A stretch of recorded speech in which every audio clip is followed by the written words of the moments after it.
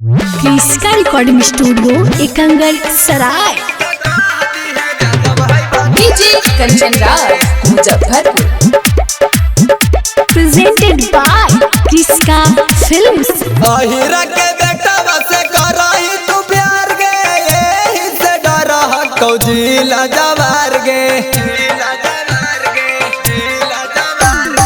अहिरा के बेटा से करही तू प्यार गे, यही से डरा कौजिला जवार गे। रोडावा पर पूछा 6000 छोड़ी गे, तो कह दिया जादव भाई बाजार छोड़ी गे। रोडावा पर पूछा 6000 छोड़ी गे, तो कह दिए जादव भाई बाजार छोड़ी गे। डीजे कंचन राज मुजफ्फरपुर। जादव जी के छौड़ी चला है रंगदारी, कोई जाति बोली ओकरा लाठिया से मारी। जादव जी के छौड़ी चला है रंगदारी, कोई जाति बोले ओकरा लाठिया से मारी।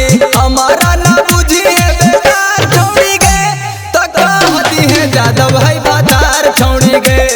रोडावा पर पूछा 6000 छोड़ी गे, तो कह दिए जादव भाई बाजार छोड़ी गे। डीजे कंचन राज मुजफ्फरपुर।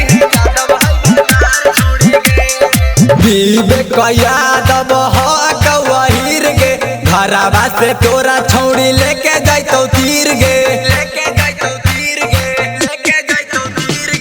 विवेक यादव वहीर गे, घरवा से तोरा छौड़ी लेके जाइतो तीर गे। नीरज के जाना हो जवार छोड़ी गे, तो कह दिए जादव भाई बाजार छोड़ी गे।